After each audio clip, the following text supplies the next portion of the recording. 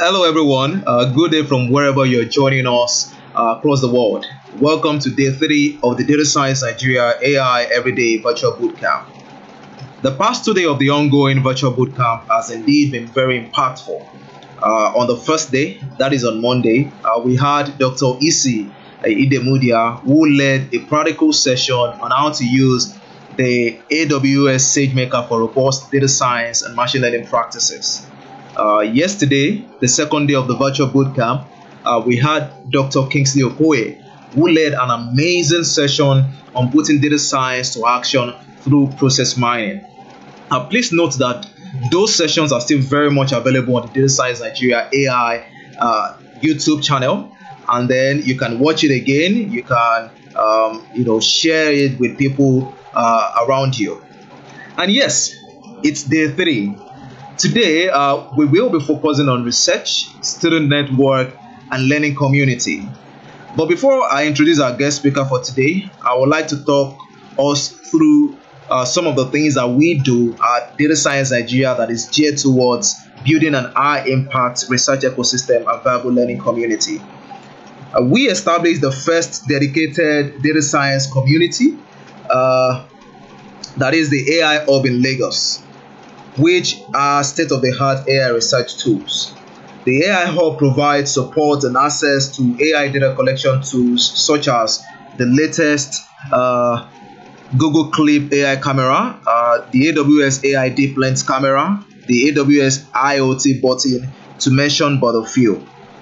In addition, the Hub also has a library with a 10-seater space for private reading and over 150 title books in AI, bioinformation, mechanism design, consulting, geospatial analysis, and lots more. We have also released the first AI book for primary and secondary school. The book, which teaches introductory AI and Python programming to absolute beginner. Through sponsorship from one of our esteemed partners, that is Softcom, we have been able to give away free copies of the book to teachers and students. We have also organized free trainings to teach ICT and STEM teachers in primary and secondary school on how to code in Python and teach programming to their students. These are some of the pictures. We also have the AI Plus Club on campuses and in cities. The AI Plus Club community is also aimed at creating a learning community to provide AI on campuses and cities across Nigeria. In addition, we have the Data Science Nigeria AI Bootcamp, which is 100% free, full residential for the best of the best individuals in Africa. Last year, the bootcamp admitted 257 participants, 26 international tutors, and 14 local experts. At the AI Bootcamp, we always have expert mentors in industry and academia flying to Nigeria to facilitate sessions at the bootcamp. Furthermore, as part of our drives at Data Science Nigeria, we have an active academic network of local and international AI researchers, who collaborate to deliver groundbreaking research and innovation ideas and products. And yes, our AI for kids and complete beginners is still very, very much available, for sale. So please visit these links to get a copy for yourself, for your kids, for your siblings, and your loved ones. These are some of the screenshots from the book. The book teaches machine learning, it teaches deep learning, it teaches reinforcement learning, it teaches Python with a very easy to understand approach. As you can. Finally, you can visit this link to download Data Science Nigeria Annual Report. To learn more about us, please visit www.datasciencenigeria.org. All right. Today, we are excited to have Idris Azeez. Idris Azeez is an alumnus of Data Science Nigeria AI Bootcamp 2018 class. He is a data scientist with a focus on applying machine learning in areas of health, education, and agriculture. Idris is a first-class graduate of the Department of Computer Science, Ahmadu Bello University, Nigeria. He is currently a PhD student at the Iowa State University in the United States of America. Idris will be leading a session on the life of a postgraduate data science researcher.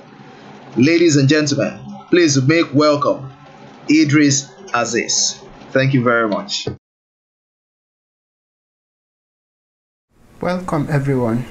Thank you very much for tuning into today's session about the life of a postgraduate data science researcher. Once again, my name is Azeez Idris. I'm a first-year PhD student at Iowa State University. On today's topic, I'll be taking us through what it means to be a postgraduate data science researcher. Hopefully, this talk helps clears your mind about some of the conversations or thoughts you've been having about postgraduate school. Well, let's get started. Well, I'm sure most of you would have heard, oh, this is a talk from a PhD student, and probably you would have had one of this run through your mind. Maybe you think, well, grad school is about all day reading books, or my parents are all in Nigeria thinking, well, our son is there to graduate. Society is like, well, this guy is doing a PhD to help us survive. But truly, what this guy here does most of the time is, well, just having to stay up late at night, having to get a lot of things done, and hopefully getting up the next day and starting all over again. The life of a PhD student is fun, the life of a PhD student is interesting, and the life of a PhD student is indeed rewarding. But how does it start? How does it move? How does it get to the end? That is what I'd like to talk to us about today. Now, let's get started. Well, as a researcher in data science, these are the four basic areas I believe most of us would be working around. Do you want to do research in data science? Yes. Then you'll probably be trying to find something in one of these four areas. Are you trying to do a research in improving the way we get our data? Are you trying to develop some algorithms to be able to let us wrangle and understand our data better? Are you building algorithms or making something better towards building and tuning our data or tuning our models and deploying all of this into production? This is basically what you always have to think about when you want to do research in data science. Because truth be told, the whole goal is not only about research. The goal is more than just research. It is about being able to take whatever it is you think of and be able to finally get that into production. What will be the fun of anything you're doing if it never really gets used to make other people's life better? So let's assume you've looked at all of these four steps and you've decided, well, I found something I want to work on, I found something I want to improve on. Hopefully you will get that done. So let's get started into that. Now, the context I'll be explaining today will be for a PhD student, and this will be the context of the United States. So the structure of graduate school in a lot of countries are different. In different continents, it's also different. In Europe, in Asia, in America, it's a bit different in different countries, but hopefully this context will help qualify a lot of them. Some countries will be less than this, and I'm not sure there would be any country or continent that would be more than 5 years. I'm not sure. But then we'll be looking at the context of a 5-year PhD program in the United States. Well, most people say, well, a PhD takes 5 years. For me, I say it takes some years even before you officially start your PhD. That is what I consider year zero. In year zero, you think of what do I even want to do in grad school, what schools do I want to apply to, what professors do I want to speak to in grad school. A lot of all those things are the things you want to think about in your year zero. Year zero is very important in that is when you build the building blocks of whatever it is you want to go to do in grad school. Hopefully your year 0 doesn't become too long. Hopefully you get that done in like a year. Well, the time for year 0 isn't really specified because the steps you take are not like yearly based. It depends on the funds you have, on the people you know, on the advice you get, and a lot of things like that. Then moving on from that, when you get into grad school, it's basically about your year 1 to year 5, hopefully. In different schools, your year 1 to year 5 might not be exactly like this, but hopefully it's something around the step. So before we get started, this contest is once again about a PhD in the United States. We will be looking at thinking of your year 0 even before you get admitted, then your year 1 up to year 5 for your PhD. Now, for your year 0, this is when you want to get your dream started. This is when your thoughts of grad school is just getting started. Now, most of us might not just be finishing from school or undergraduate and just hoping to go to grad school. Some of us might be working already. So you want to have a strong conversation with yourself whether you want to continue to work or you want to go back to grad school. Well, this point is not a very easy point to really finish off. You just don't get that simple miracle that says, well, now I want to go to grad school or something like that. Well, for some people it could happen like that. For a lot more, you sometimes just have to take the leap and believe that things would work out as you proceed. So what I mean is that you don't necessarily have to get that black and white distinction of, oh, it's now time to go to grad school or it's time to work.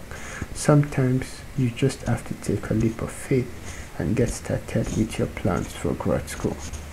Now, once you've decided to go back for grad school, a lot of options are available for you to look at.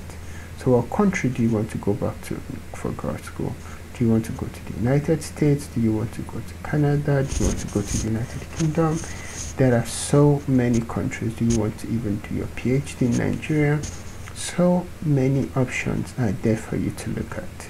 At this stage, I'll advise you really take your time and look at a few of these countries before you finally decide, because some courses really have wonderful opportunities in very specific countries. So it might just be a good idea for you to look at that. For a lot of people that do things around computers, machine learning, which is most of us here, countries like the United States will have a lot of the big companies. So most people might want to think of that before applying to study in the United States. A lot of other countries also have it, so you want to carefully look at the country you want to go to. And beyond that, look at the research areas you want to also go into.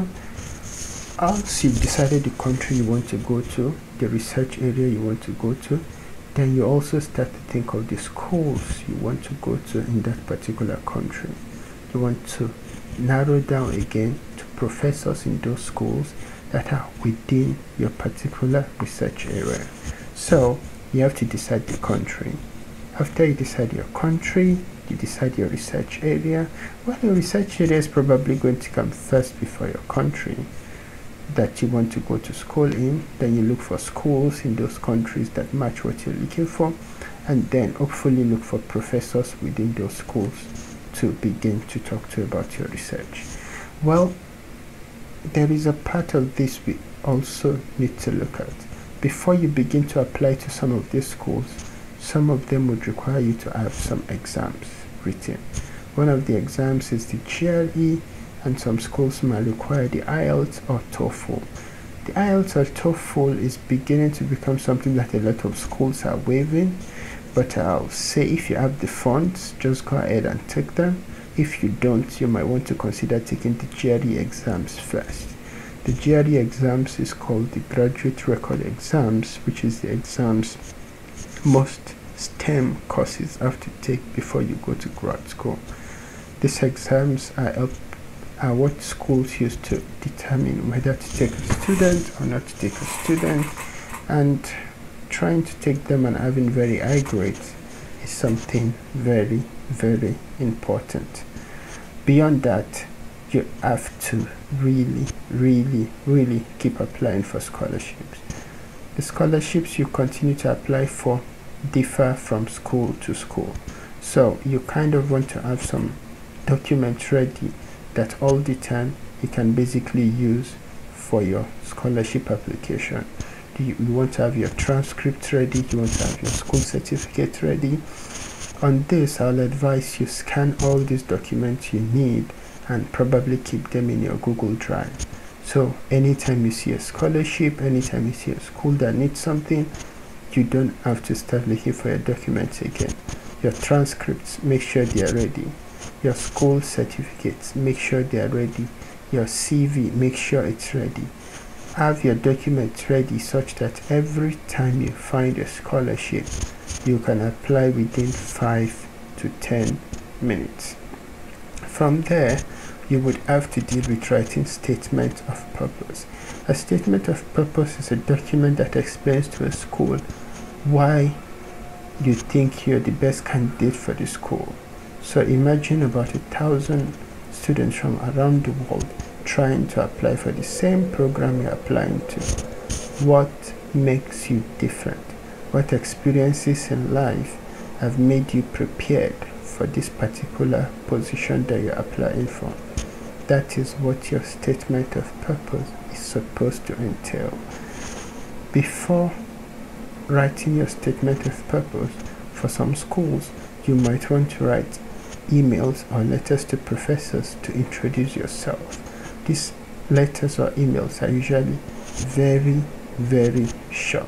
You want to say, this is who I am, I found this particular research about you, and I would like to be a part of your lab.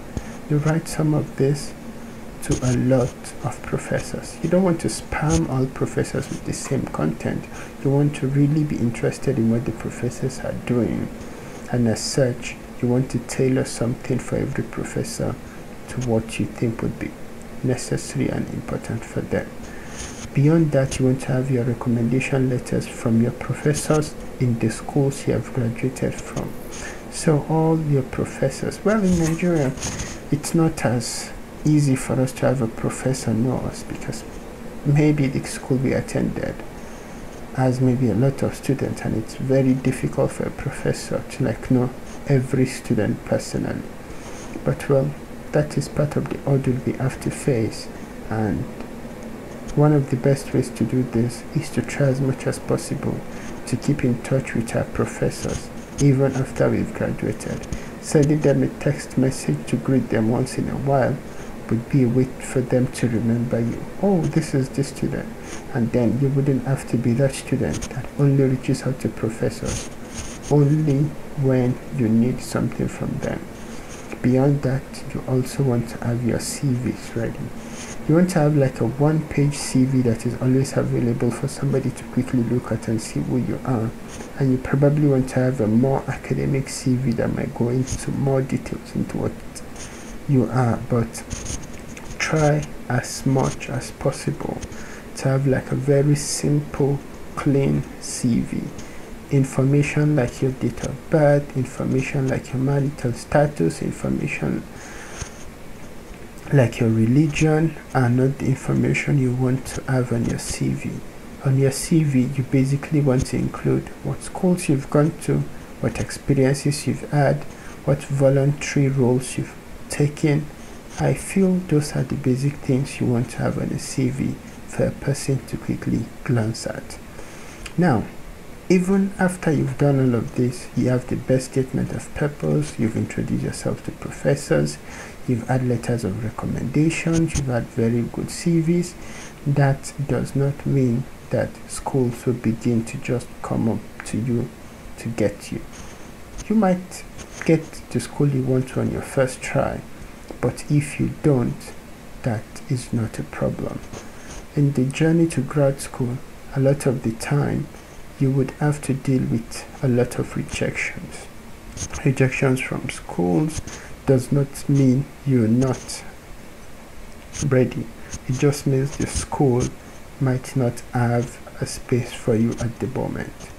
Rejections would happen But my advice with this is to just keep on pushing. I think rejections are what makes the acceptance really worth it whenever we get it. And then a lot of people would have a lot of acceptance. A lot of people have a lot of rejections. So I think we just have to go through it. Well, go through it, I mean. When you have rejections, try as much as possible to look at if you've probably made some mistakes and try to not make the same mistakes in your next application. The rejections are just a part of the admission process and a part of the year zero. Keep pushing through that and hopefully you get an acceptance soon. So in our year zero, it's basically about making up your mind to want to go to grad school, looking for the fundamental resources like the country you want to go to, like the research area you want to participate in, the professors you want to speak to. These are some of the things you need to look out for in your year zero. If you write this as year zero, it does not mean you have to finish all of this in a year. To get all of this done sometimes would take more than a year. So if you don't get this done in a year, don't get yourself beaten up and say, oh well, year zero is gone. No, everybody has their time to prepare for grad school. Yours might take less than 1 year, yours might take more than 1 year. In whatever way it is, keep on going, keep on pushing. Well, at this point, I feel we're making a lot of progress, right? Alright, let's keep moving forward. Well, there are some information or myths about year zero, which I'm sure you will hear all around from a lot of people as you begin to prepare to apply to grad school. Well, some people would say, come on, don't apply to the big schools. The big schools don't have a space for you. Just lower down and apply to the middle schools. Hopefully the middle schools take you. Don't you know the people that the big schools take? They take the big guys. You're like, well, I studied in Nigeria. Maybe I'm not a big guy. One thing you have to understand about grad school is more than your GRE score, more than your SOP, more than your transcript, a lot of things are also considered before getting students admitted into grad school. So it's possible that the big school you're thinking of not applying to might want to have somebody from your country apply that particular year, might want somebody even from the continent of Africa to apply that particular year, and nobody applies. Imagine what would happen if you took the leap and applied to that school. And even beyond that, if you think your score isn't as good enough, I mean, like, if you pass the basic cutoff of what the school wants, you can apply. I don't mean to apply even when you don't have the basic cutoff of what the school requires. When you have the basic cutoff of what your school requires, do not let lack of confidence or what people say make you not apply to those schools. Because when you finally get to the US and start your education, you realize that a lot of the people in all those other schools aren't any much better than you are. You've just taken different chances and have had different opportunities. One of the other information you would hear people say is, well, before I do a PhD, I have to get a first degree, then get a master's, and then get a PhD before I apply to grad school. Or if I have a first class bachelor's, that is when I can apply for a direct PhD. This is not generally true.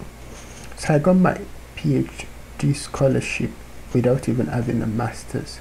Then I was doing my master's, and the scholarship allowed that I could drop my master's in Nigeria and come directly for a PhD. So I got my scholarship for a PhD without a master's certificate. And then a lot of people might say, well, you need to have a first class. Yes, having a first class would make you stand out, but it's not a concrete determinant that you will get admitted for a PhD program. So consider a person that has a first class that probably doesn't have a research, and probably another student that has like a second class upper and has probably started doing some research that is in line with what a certain professor is looking for.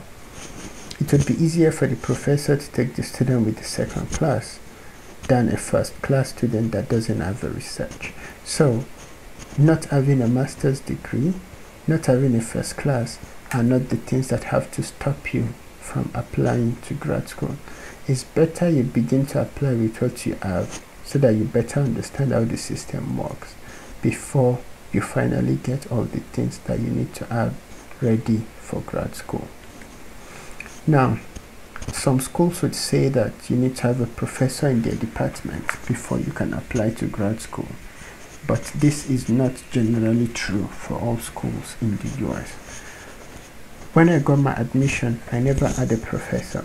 I applied directly to the department, and then the department granted me a scholarship.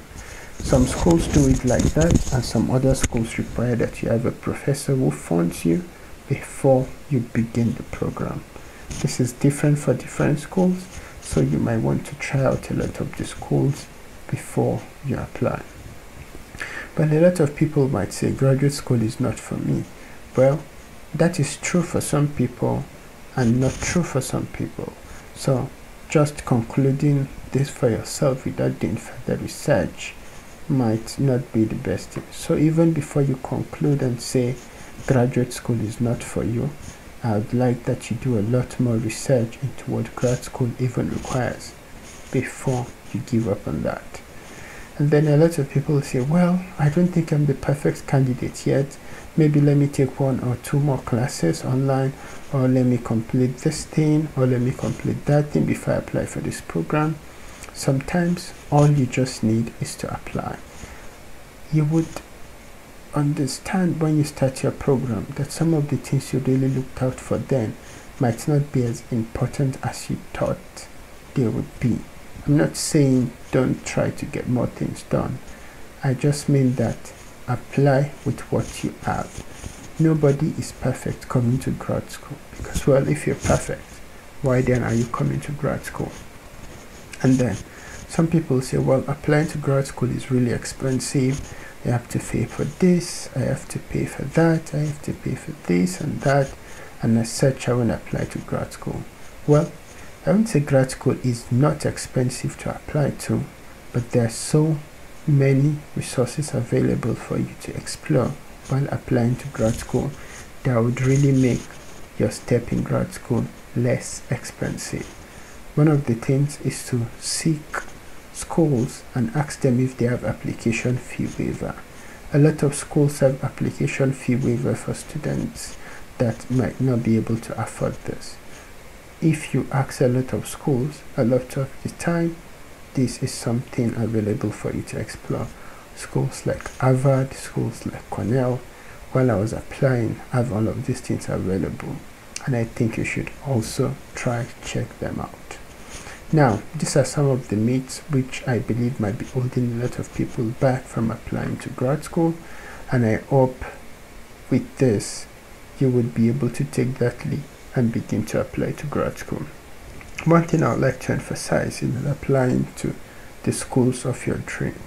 A lot of the time, we tend to think so little of our dream and then achieve those very little things. When you come to the US, you realize, why then did I apply to the school if I could have gotten into a better school? It's better to really push for the schools that you want and then get them, rather than not to push at all and realize you could have gotten them. Now, let's move on from year 0. Now, some other resources that could be useful while you're checking out for year 0 could be some of these events of Data Science Nigeria. Some of the wonderful people that attend the events of Data Science Nigeria are wonderful people to connect to while you're seeking admission in grad school. Now, there is another resource called Education USA. Education USA is located in Lagos and in Abuja, and what they do is provide you with wonderful information about how to apply to grad school in the United States. If you visit their website, I'm sure you find a lot of resources about how to apply to grad school in the United States. Now, one other thing you could do is to visit the website of the schools you really want to apply to. Look for some of the graduate students in these schools and try to reach out to them. It may be nice if you can find some students in those schools that are from like Nigeria, because then it becomes very easy to interact with somebody from Nigeria, or maybe even somebody from Africa. That kind of is an easy way to get to talk to people, but those are not the only ways to start. Reach out to a lot of the graduate students. Graduate students tend to reply more than like professors, so you can ask them a lot more questions than the questions you can ask professors. One of the funny things is this is the way I actually met Radiat Abebe. I wanted to apply to Cornell. I went to their homepage and I'm like, oh, this is the student, let me reach out to her. And she was really useful during my process of applying to Cornell. She took my CV and submitted it to the Dean of the Department of Computer Science, who reached out to me to apply to the school. So a lot of graduate students can really be very useful while you're applying to grad school. Another resource is the Bridge Initiative, which is a group of Nigerians who are studying in the United States and are also interested in helping to mentor other Nigerians who want to make the leap to go and study in the US. You can also check out their website for more information. Well, we all know where to find a lot of information. One of the best ways is to go to Quora, ask the specific questions you're looking for. Go to LinkedIn, look for people in those particular schools you want to go to, send them direct messages. Hopefully they reply.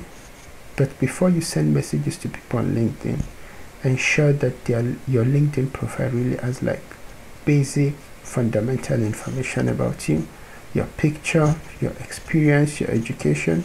People don't like normally to respond to people they don't know, or like they can't even find any information about them. So I think that is one of the things you want to do to get started. Well, hopefully at this point you've gone through all of the steps we've mentioned. You've gotten the rejections, you've gotten the acceptance, you've gotten into the dream school of your choice. And with that I say, welcome to grad school. Everything you've learned so far has been useful, but now this is the beginning of another life. Now, you've applied, you've gotten admitted, you're in the United States, and you want to start your PhD program as a data science researcher. What do you think your first year would be about? Doing research right away? Inventing the new neural network already? Not so fast. Your first year is really a lot about coursework. So in the United States, you want to be able to improve on the coursework you've done and maintain a good GPA. So your first year is less about the research you want to do and more about building your fundamentals in computer science, in data science, before you can be able to proceed. So most of the things you have to do include go to class on time, do your homework, and hopefully this is basically what you have to keep doing in your first year. Go to class, do your homework, do your exams, go back again. Go to class, do your homework, and repeat this process on and on again. But because most of us will get into the US through a scholarship, that means that you have to kind of work to support yourself, to get something to feed you, to pay for your housing and a lot more every semester. You might have to take up some other jobs within campus to pay for that. For a lot of people that might get like full funding for their PhD program, what you might have to do would be teaching assistant or research assistant role. So teaching assistant, from teaching, you just have to keep teaching. So you don't have to teach, like go to the front of the class and start teaching like that. But most of the things you want to do might be grade assignments. So students have assignments and then you have to grade it. And then a professor has an exam and you have to go there and like monitor the students for the exams.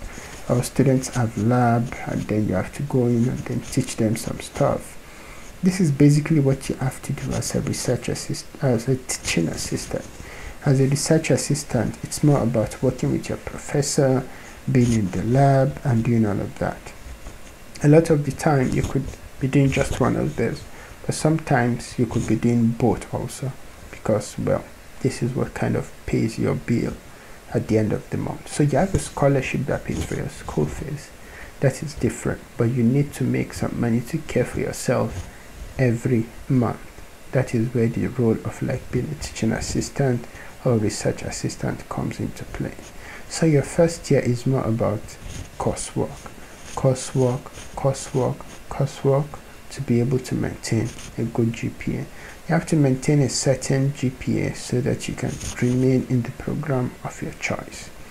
So with enough time, you might probably read some papers, but your first year is less about like research and more about like your coursework, depending on what you find yourself doing anyways. Some research assistant roles may require that you start reading papers right away, but most focus would still be on your coursework, even if you have to read some research papers.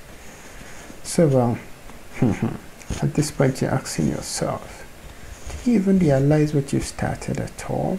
Is this what you wanted to do? All you wanted to do was build some new neural networks that could classify everything with 100% accuracy. But what is with all of this coursework? Is this what you really signed up for? Alright, so when you start your first year, you're like, come on, it's America. I studied in Nigeria. Nigeria was way tougher. US is going to be very easy for me to study. Well, think twice about that, because studying in the US is no joke. I mean, you're in the US. Things could be better. You have better library, you have a better study environment, but that does not in any way make the study any less challenging. You have to study 24/7, you have to go to class, you have to submit your assignment on time, you have to keep doing all of those things, and probably even more than before. Well, a lot of us, if we get like scholarships to come study in the US, you begin to calculate how much your salary or your stipend is, and like, oh boy, I have so much money now, I can do this, I can do that. Well, I'm sorry, but this is not Nigeria anymore.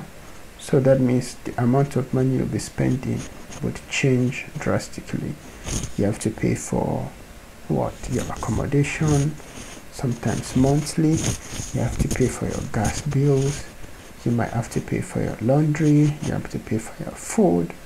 And well, the amount of money you have to kind of pay kind of has to increase also. So if you earn, depending on the city where you live anyways, different cities in the US, there could be some cities where you earn like less than $2,000 and you're fine, and in some cities you'll be earning like $3,000 and you're still in problem. So the amount of money you kind of earn back home, or the amount of money you earn when you start your PhD, is not like any big money. It's normally like the minimum wage in any city you're in. So think of that before you think too much about how much money you want to save from your stipend. And then if you think, well, like, well, as the best student in my former school, I'm just going to come here and then I'm still going to be the best student. I'm not sure. Well, you could still come and be the best student, but just because you were the best student in your previous school does not automatically mean you're going to be the best student here. It just means you were the best student in your other school. That's all. Nothing about wherever you are now. More work, more work, more work. When you start your first year, you see a lot of graduate students coming to class, finishing class, dashing out, go back home. Like everybody's kind of on their own, trying to be like, oh, I'm a first year PhD student. I don't want to act weak. I don't want to ask anybody for help. I'm going to figure it out all by myself. Well, sorry, I don't think that is what you really want to do in your first year, because you would realize that when you talk to one person, the person kind of has the same problem that you have. Then you talk to another person, then you also realize they have the same problem as you have. Then you talk to another person, and you're like, why is everybody trying to act so tough where we all having this same problem? So you realize, like, you want to quickly ask people for help, walk up to your professors. If you don't understand something, ask. Like, you don't know. That's why we're here in grad school. If you knew what you wanted, you wouldn't be in grad school. So take that time, ask people. I don't want to look weak. I want everybody to think I know what the professor taught. If you don't know, just ask. That is the deal with that. So the myths about your first year, about thinking that the US is an easier system of study, that you earn so much money, they are keeping the best student, all of this might not be as true as you think they will be. So these are some things I think you should be prepared for in your first year. Well, it's the end of your first year. You've spent your 2 semesters, probably your fall and your spring semester, taking classes. Then people ask you, how's your PhD going? Hopefully you say, great, I'm enjoying this PhD. Well then, that is the end of the first year.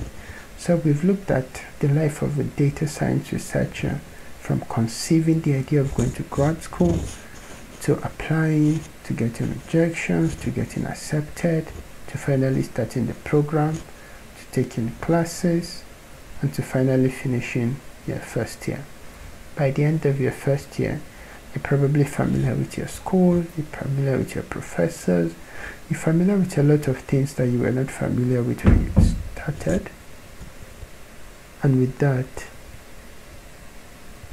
you can continue to your second year. Well, in your second year, you've started all of your PhD, and then you can continue with your PhD program. Now, in your second year, you do less coursework, but you do more research. So it means that you won't do as much coursework as your first year, because at this point you're beginning to have a direction of what you're doing. You know what your coursework is all about. You've done most of the coursework you're supposed to do, and you probably already have the research you want to do also. So with that, it's less coursework, it's more research now.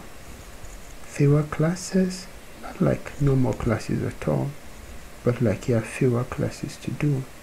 And then now you're beginning to think more about your research. You can still be doing your teaching assistant role or your research assistant role, because at this point you still have to kind of pay for your fees and everything. I don't mean like your school fees, I mean like you have to take care of yourself, so you still have to be doing some of these roles. By your second year, you probably want to have attended conferences and see how people like present and do all of their research. So you want to be able to like attend at least one and see how things are happening. And if you have a research ready or something you're thinking of, be able to find a way to be able to present it. So at this point you're thinking of, can I make this particular step of research better? And then you've been thinking of ideas about it. Even if you don't have like a paper, you can have like a simple tutorial session or something during these events that you want to present. Do not wait for like a complete research before you begin to present. Any small opportunity you can find to present your research is an opportunity to present.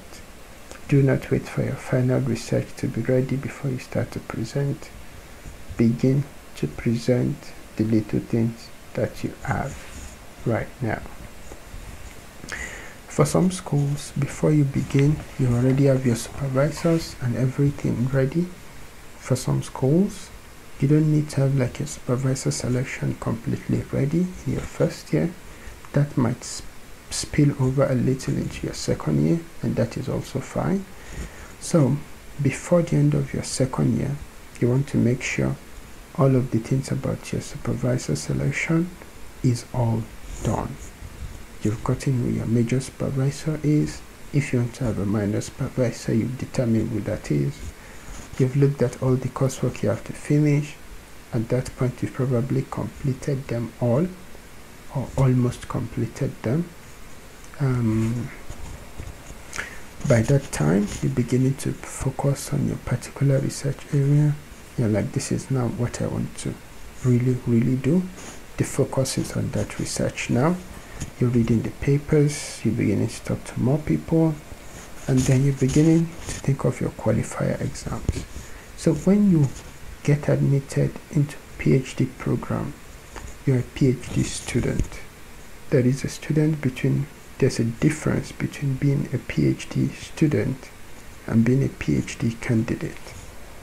You become a candidate after taking your qualifiers exams. Sometimes you take this in your second year and probably in your third year. So at this point, you're thinking of that.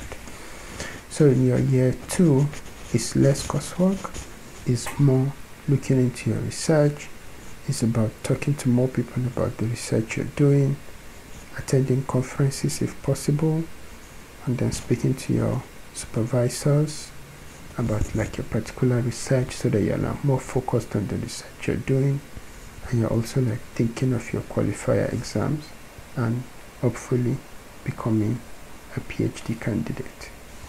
So let's take a little break at this point and focus on maybe some things that are not like directly involved in like your year 1 or your year 2 of your PhD.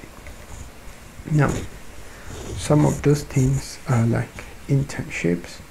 So like to apply for internships, you can apply in your first year, you can apply in your second year, you can apply in your third year. But if you're studying in the US, you cannot like be applying for scholarships every semester or every year. You have a limited amount of internships you can be able to apply for while you're studying as a student. Beyond scholarships, there are like things like co-ops. So co-op is like double internship at the same time. It's like a 6-month internship where you like take a break from school and like go and work in the industry to gain a little more experience. It's more like IT in Nigeria. There is internships and then there is IT. So this is kind of like that 6 months IT in 300 level. That's like what a co-op is. And then there are things like OPT, CPT, and then these are like very important because this is what allows you to work as a student in the United States. You can only work like for internships or co-ops outside of your campus, and this is what allows you to do all of those things. And OPT allows you to work while you're a student, and CPT allows you to work after you've graduated from your program for like a year or 2 or 3, I think, depending on like some conditions. But those are some other things you also want to know about. Beyond all of this, you want to be able to maintain a life balance. You want to be able to take classes, have a life, have friends, and do a lot of other things like that. In this particular area, you need to really look inward and see what are the things that really make you happy so that you can continue to do those things even while you're in your program. Well, you can't be doing your program every day. You have to take a break from time to time to do the things that make you happy. So those are the things that you have to look out for to have a balanced life. Because you've come to study in the US does not mean all your friends and family in Nigeria are no longer relevant or useful to you. They are still very relevant. As such, you want to find time to be able to reach out and talk to people, talk to your parents, talk to your friends from time to time back home in Nigeria. So these things we're talking about are things that you can do or things you have to do like every time within your program from your first year to your 5th year.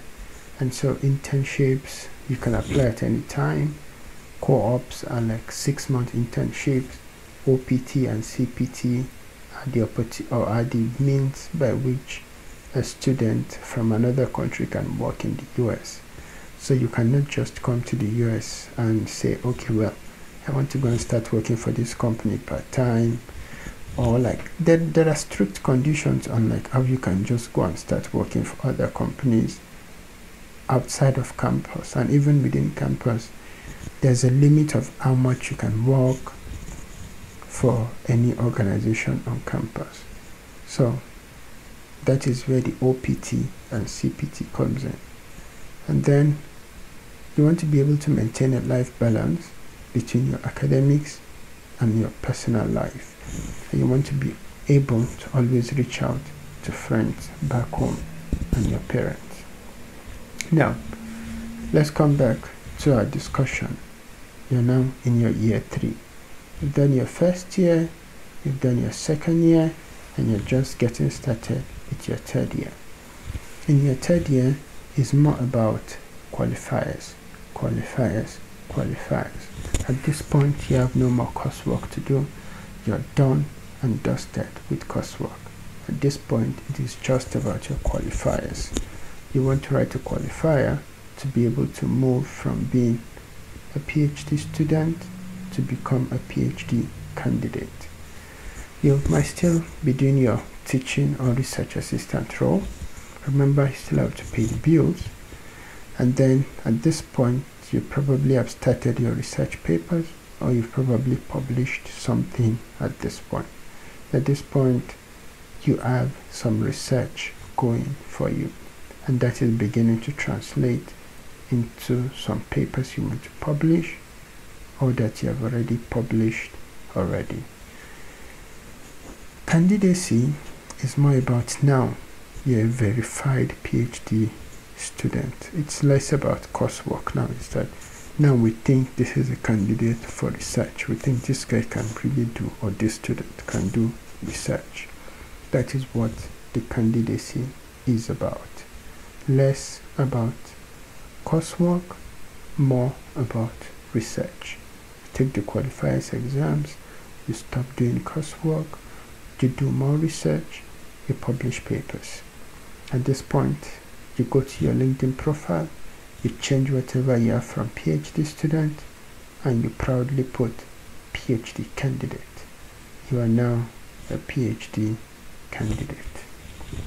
Now, year 4. Year 4 is that part where things are beginning to form into research for you. You're no longer thinking about coursework. You're no longer thinking about candidacy. You're no longer thinking about anything that is not research. All about you in your year 4 is your research. You sleep, you're doing research. You wake up, you're doing research. You're sleeping, you're doing research. You wake up, you're doing research. So it's more about reading research papers, reviewing research papers, publishing, you rinse and you repeat again. This is what your 4th year is mostly about. You attend events, probably speak at events, but it will still be about your research. Nothing more, nothing less. So the 4th year, at that point, you're more like so focused, and you're like, now I've gotten what I want to do. I'm beginning to tone the whole thing down. And before you get to your 4th year, you want to have like a conversation with your supervisor, your professor, about what really makes you ready to become like a PhD student. So like you want to explain that, okay, I have to publish 2 papers, I publish 2 journals, and then you can let me go as a PhD person. So before this point, you know how much papers you're supposed to publish. Your supervisor has told you this is what you have to do, these are the things you don't have to do. So as you're writing these papers, you're having something in mind about this is what I'm supposed to do, and this is not what I'm supposed to do. Having a very good relationship with your supervisor is very important at this point, because you already have your supervisor. You cannot easily like say, I want to change my supervisor, get another person and start something else again. No. Once you've gotten your supervisor, you can change supervisors, but You don't want to be that student who people are like, oh, that's that guy that's changed supervisor, or that's changed like so many supervisors. You want to carefully choose the supervisor you choose so that you don't have issues with like changing supervisors. It's not a big deal to change your supervisor, but like you don't want to have that label as that person who is like changing supervisor from like time to time. You've spoken with your supervisor, you've gotten your research tailored down, you've known the number of papers you're going to publish, and that is what your fourth year is mostly going to be about. You're reading the papers you have to read, reaching out to other researchers, doing your research, doing your experiments, getting your results, publishing your papers, publishing and publishing again. In the life of a data science researcher, I think your fourth year is going to be probably that point when you want to start making those impacts you've been thinking of even before you started your PhD. That is the point where you are looking at some of the steps in the data science process and saying, is this okay? Can I improve this? Can I do some new work in this area? Because PhD is basically about, it's not necessarily about like being ingenious. It's just looking at an area and be able to come up with like something new in that area. If it's not new, somebody has done it. If somebody has done it, why are you doing it? If somebody has done it and you want to do something to improve it, that's probably something. But you cannot just come and say, well, this is what somebody has done and that's it. By the end of a PhD, you want to be among the few people in the world who knows that specific thing you're doing very, very well. You should know more than your supervisor by the time you're done with your PhD. If your supervisor wants to find out something about that specific area, you are now the authority in that particular area. Your supervisor can reach out to you for consultation on the thing you have done. That is what you are now at this point. You know, by the time you're done with your third year, you basically understand that one does not simply finish a PhD. It takes a really, really long time. You see people that are doctors that have finished their PhDs, at this point you begin to give them a lot more respect than you could have before. You understand that it's not just a joke to become a doctor. And then in your year 5, you're no longer doing, you're still doing research, but your year 5 is more concerned about compiling all your research together into a dissertation. Everything you've thought of, everything you wanted to do, it's now time to write it down. All the papers you've published, compile them. All the ideas you've worked on, compile them and publish. Because if you have all this work done and it's not compiled, you don't have a dissertation. You want to have all of this gathered in one place, marked up in one place, and say to your supervisor, at this point I'm ready for my defense. With your defense, it's more like the same defense a lot of us have done in like first year undergraduate programs. You have your committee coming, they ask you questions about what you've done, what is your research novel, why should you be called a doctor. Hopefully you answer all these questions properly. At the end, you get addressed for the first time, hopefully in your life, as a doctor. From that day onward, you are now to be addressed as a doctor. You've looked at the workflow of data science and said, I think there is a question to ask here. You've asked the question, you've gone back, you've done the research, and you've been able to find something to improve on the process of the data science pipeline.